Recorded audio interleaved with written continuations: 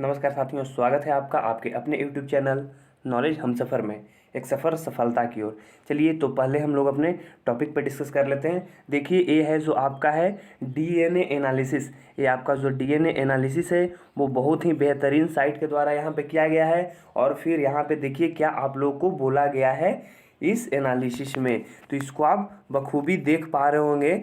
जैसा कि the NEET and JEE exam should not be postponed and here भाई, यानी जो आपके बहुत सारे साइट आपके पक्ष में बोल रहे थे कि हाँ आपका जेई और नीट एग्ज़ाम्स रुकने चाहिए, पोस्टपोन्ड होने चाहिए, वो लोग अब थोड़े दूसरे अंदाज में हो चुके हैं, मतलब अपने अंदाज को बदल चुके हैं और वो ऐसा बोल रहे हैं कि जो आपका है एग्ज़ाम वो होने ही चाहिए।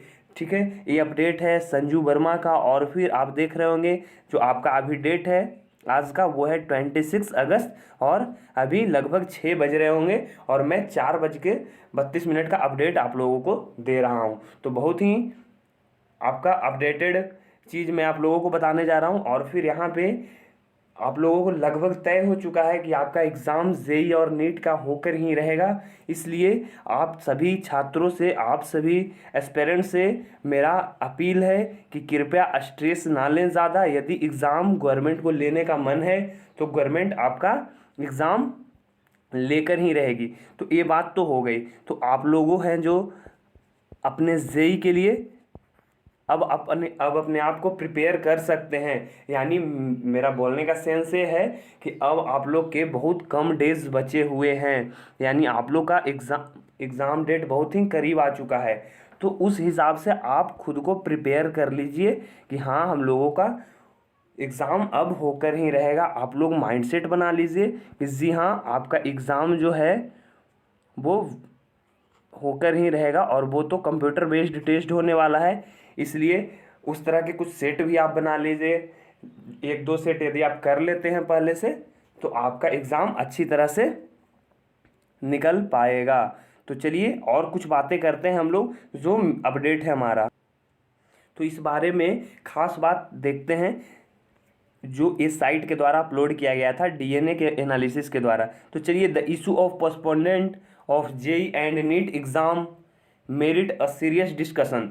ये है जो हमारे देश में, पूरे भारत में और भारत के साथ साथ इसके बाहर भी यानी विदेशों में भी एक बहुत ही चर्चा का विषय बन चुका है। जो कि आप देख भी पा रहे होंगे लगभग 2 मिलियन ट्वीट हैं जो डेली हो रहे हैं हैशटैग जेई नीट पोस्टपोन्डेड। लेकिन अभी तक सरकार ने कोई आधिकारिक बयान नहीं दिया इसके बारे में कि हाँ आपका एग्ज़ाम है जो पोस्टपोन्ड किया जाएगा या नहीं किया जाएगा।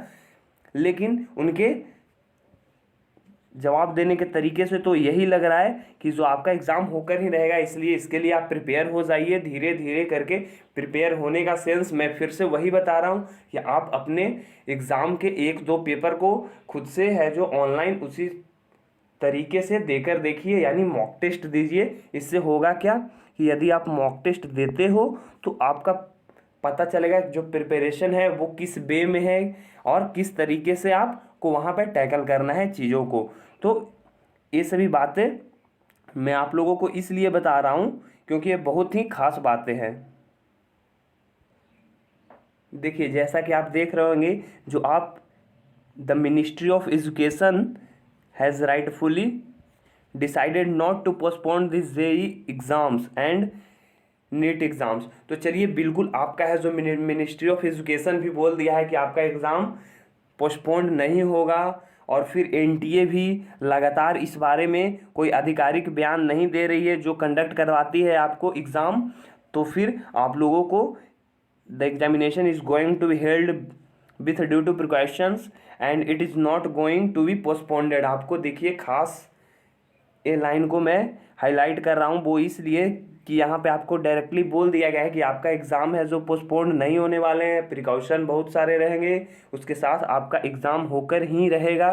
इसलिए मेरी अपील इसलिए है क्योंकि बहुत सारे यूट्यूबर्स हैं जो आप लोगों को बता रहे होंगे कि अभी भी आप भ्रम में रहो कि आपका एग्ज़ाम पोस्टपोन्ड होगा। तो ऐसा मैं बिल्कुल नहीं करने वाला हूँ। जो ऑफिशियल आधिकारिक बयान है वही चीज़ मैं आप लोगों को दिखाऊँगा। और वो आधिकारिक बयान ये है कि आप लोग को बोला जा रहा है कि जी नहीं आपका एग्ज़ाम नहीं पोस्टपोन्ड होगा, आप लोग बिल्कुल तैयार हो जाइए और फिर आप अपने पेपर के लिए तैयार होकर रहिए, क्योंकि आपका पेपर होकर ही रहेगा।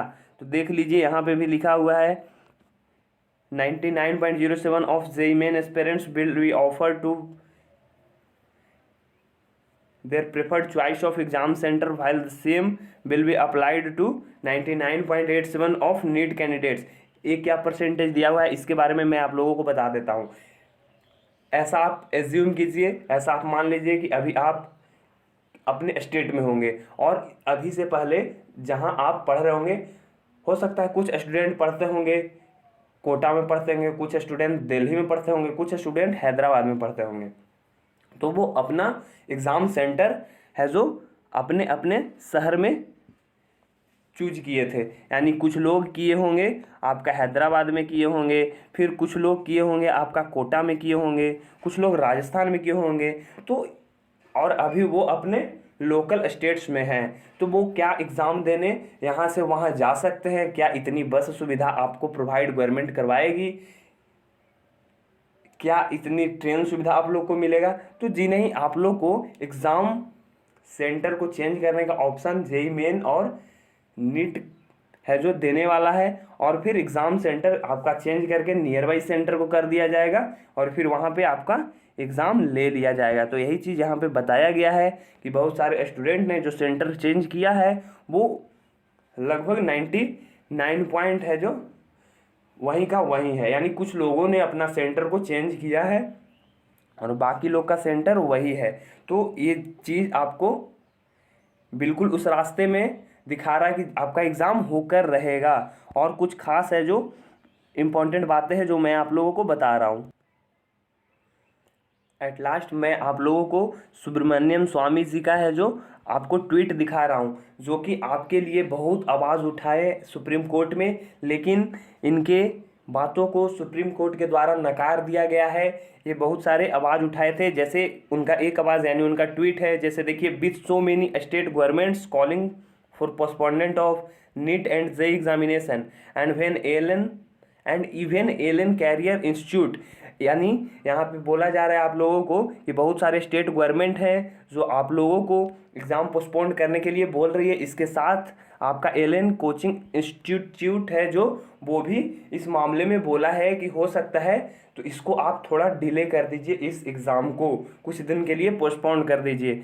और फिर यहाँ पे why the ministry of education being so obstinate, यानी जो आपका एजुकेशन मिनिस्ट्री है वो इस बारे में ज़्यादा कुछ खास बातें नहीं कर रही, वो अभी चुप्पी साधे हुए है। और फिर यहाँ पे वो ये भी बोले हैं, रेफ़र किए हैं हमारे प्रधानमंत्री मोदी जी को, अपील किए उनसे कि आप इस पर कुछ क्यों नहीं बोलते हो। तो आपका सुब्रमण्यम स्वामी जी का है जो बहुत ही बड़ा योगदान रहा है इसमें। अब आपका एग्ज़ाम यदि नहीं पोस्टपोन्ड हो रहा है तब पर भी इनके योगदान को हम नहीं भूलेंगे, सुब्रमण्यम स्वामी जी के, क्योंकि ये आप सभी स्टूडेंट के लिए बहुत ही कड़ी आवाज़ उठाए हैं सुप्रीम कोर्ट में, लेकिन इनके अपील को हर बार कैंसिल कर दिया जा रहा है। तो आखिरी में at the end of video मैं फिर से यही चीज़ आप लोगों को बोलूँगा कि बिल्कुल आप अपने एग्ज़ाम के लिए अब प्रिपेयर हो जाइए, क्योंकि यदि आप अपने एग्ज़ाम के लिए प्रिपेयर नहीं होते हो और आपका एग्ज़ाम यदि होने वाला है तो आपका एग्ज़ाम सही नहीं जाएगा। तो इन द सेंस आपका अभी से जितने भी दिन बचे हुए हैं उसमें आप माइंडसेट करो कि मेरा एग्ज़ाम है जो होकर ही रहेगा, और फिर इस एग्ज़ाम के लिए आप प्रिपेयर हो जाओ। और बिल्कुल भी टेंशन लेने की ज़रूरत नहीं है। आप अपने एग्ज़ाम में फ्रीली जाके यदि एग्ज़ाम को देते हो तो आप बेटर परफॉर्म कर पाओगे।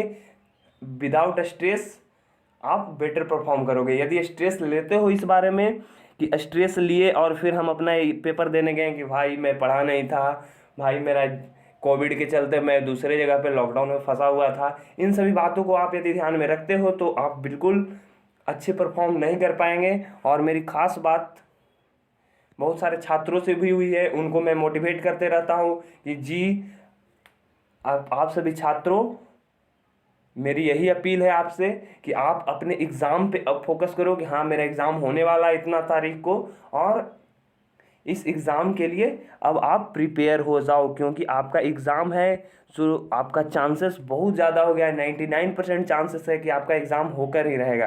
तो इसके लिए आप प्रिपरेशन करो।